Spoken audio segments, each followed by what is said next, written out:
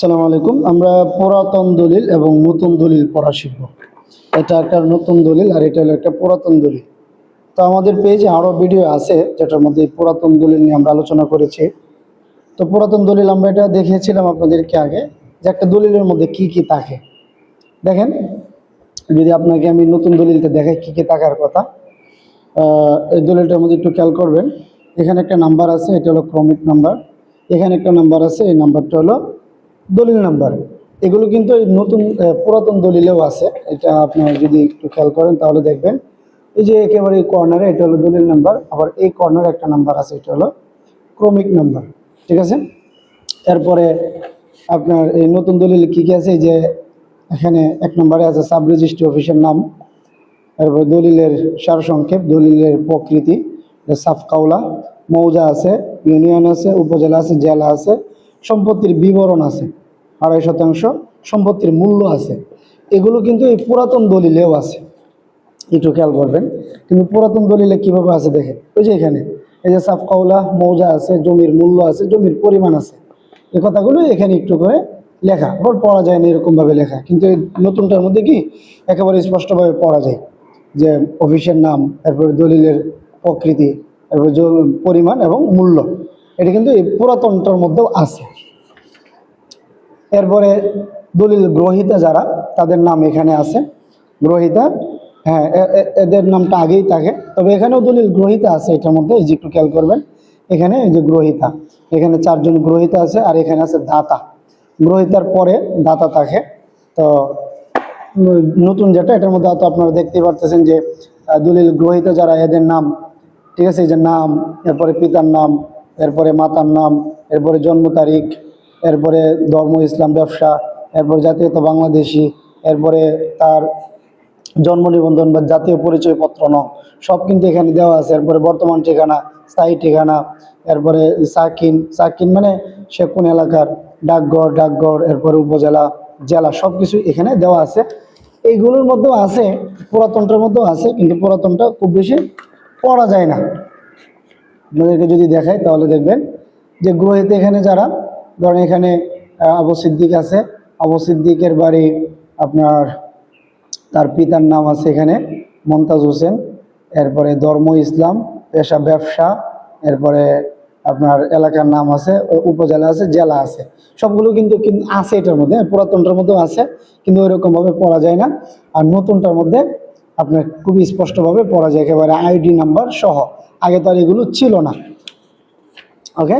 তো এখানে বেশ কয়েকজন দলিল গ্রহীতা। তো দলিল গ্রহীতার পরে আসবে হলো আপনার দলিল দাতা, যে ব্যক্তি দলিলটা করে দিয়েছে তার নাম আসবে, এই যে এই পেজে আছে আপনার দলিল দাতা।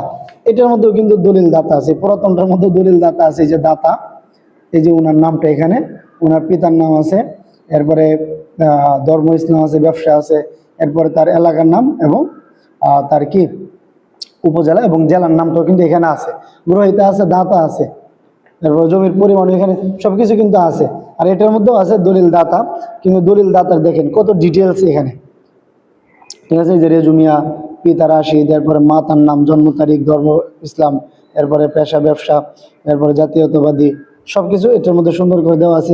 এবং তার আইডি নাম্বার, যেটা এনআইডি কার্ডের, এটা সহ আছে। এবং তার বর্তমান ঠিকানা, স্থায়ী ঠিকানা, এটা হলো বর্তমান ঠিকানা, স্থায়ী ঠিকানা, মানে সে কোন গ্রামে আছে, তার ডাকঘর কি, উপজেলা কি, জেলা কি, সবগুলো সুন্দরভাবে এখানে দেওয়া আছে। আর এটা পুরাতনগুলোর মধ্যেও আছে, আপনারা দেখছেন পুরাতনগুলোর মধ্যে আছে, কিন্তু এগুলো ওইরকমভাবে পড়া যায় না। এরপর আপনার এই যে জমির, এখানে এই মানে জমির বিবরণ, 25 বছরের একটা বিবরণ আছে। এই 25 বছরের বিবরণের মধ্যে সে খাট থেকে জমিটার মালিক হয়েছিল, কত সালে হয়েছিল, এরপরে এখন সে এটা বিক্রি করতেছে, এই বিক্রি করতেছে তার টাকার প্রয়োজন, ঠিক আছে, তার কি টাকার প্রয়োজন, টাকার কারণে সে কি করতেছে, এটা বিক্রি করে দিতেছে, যে তার সজ্ঞানে সুস্থ মস্তিষ্কে এটা তাদের নামে, যাদের কাছে সে দলিল করে দিবে তাদের নামে এটা বিক্রি করে দিয়েছে। লেখা আছে এখানে, বর্তমানে আমার নগদ টাকার বিশেষ প্রয়োজন বশত নিম্ন লেখা ভূমি আপনারা গ্রহীতাগণের নিকট বিক্রয় করিয়া মূল্যের সাকুল্য টাকা বুঝিয়া পাইয়া অত্র সাফকাওলা দলিল মূল্যে রেজিস্ট্রি করিয়া দিয়া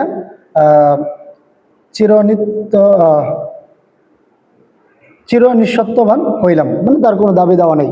আর এটার মধ্যেও কিন্তু এগুলো আছে। এই যে এখানে দেখেন তার যে এই জমিটার মূল্য ছিল 200 টাকা, তার উপস্থিত সকলের সামনে সে টাকাটা গ্রহণ করে এবং তার পরবর্তী প্রজন্মের এখানে কোনো দাবি দেওয়া না, এই কথাটা কিন্তু এখানেও লেখা আছে, কিন্তু এক পেজের ভিতরে সব।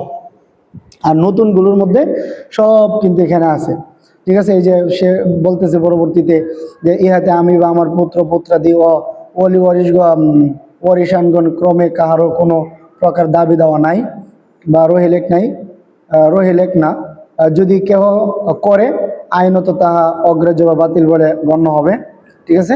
তো এটার মধ্যে কোনো দাবি দেওয়া নাই, পুরাতনটা আপনার দেখলেন, ওইটার মধ্যে কোনো দাবি দেওয়া নাই। এরপর এটা হলো তাদের অংশ, যারা কিনেছে, অনেকগুলো মালিক কিনেছে, এই কারণে তাদের অংশটা এভাবে দেওয়া।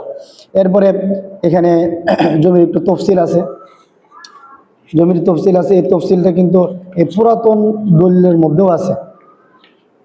এই যে আপনার খতিয়ান নাম্বার, ঠিক আছে, এটা যে খারিজ করছে খারিজের, এরপর দাগ নাম্বার, এরপরে শ্রেণী, এরপরে এখানে যে ভূমি অফিসের নাম আছে, মৌজা আছে, জেল নন আছে, আপনার কি কি আছে দেখি, তফসিল, জেলা নেত্রকোনা, এরপরে উপজেলা কেন্দ্র, ইউনিয়ন হলো কেন্দ্র, উপজেলা কেন্দ্র, ইউনিয়ন হলো কেন্দ্র পৌরসভা, ভূমি অফিসের নাম মাস্কা ইউনিয়ন ভূমি অফিস, মৌজা আয়তর জেল ন আছে তো, এরপরে খতিয়ান, দাগ নম্বর, শ্রেণী, পরিমাণ, ঠিক আছে, সব এখানে দেওয়া আছে।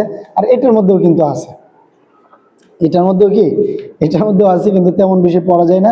এখানেও তার জেল নং, খতিয়ান নাম্বার, দাগ নাম্বার সব কিছু কিন্তু এখানে দেওয়া আছে। এই নতুনটার মধ্যেও আছে, নতুনটার মধ্যে তো সুন্দরভাবে আছে, পুরাতনটার মধ্যে এরকম ভাবে দেখা যায় না।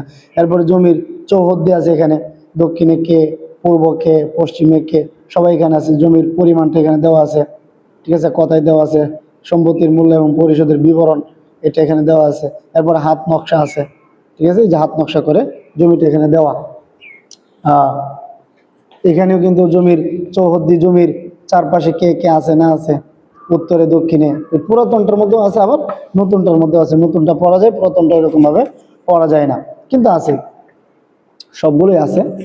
এরপরে আপনার সাক্ষীগণের নাম ও ঠিকানা, এখানে কয়েকজন সাক্ষী আছে, 3 জন সাক্ষী আছে, এদের নাম ঠিকানা এখানে সুন্দর করে দেওয়া আছে, সুন্দর করে নাম ঠিকানা দেওয়া আছে, এগুলো নতুনটার। এরপরে আপনার এখানে হলো যে, এখানে আপনার এগুলো হলো যে আপনার স্টেম, এরপরে রেজিস্ট্রি ফি, স্থানীয় সরকার কর, উৎস কর, কোথায় কত দেওয়া হয়েছে, এটা হলো তার।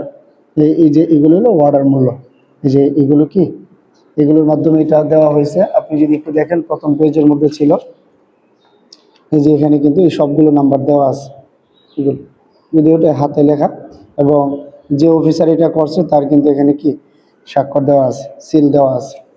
ওকে, তো এটা হলো নতুন দলিলের মধ্যে আমরা দেখতেছিলাম। আর যে এখানে লাস্টে আপনার যে দলিলটা লেখছে, দলিল লেখকের নামটা এখানেও কিন্তু এখানে সুন্দর করে দেওয়া আছে। আবার এই দলিল লেখক যিনি, ইনি একজন সাক্ষীও বটে, আবুল হাসনাত, দলিল লেখকও উনি।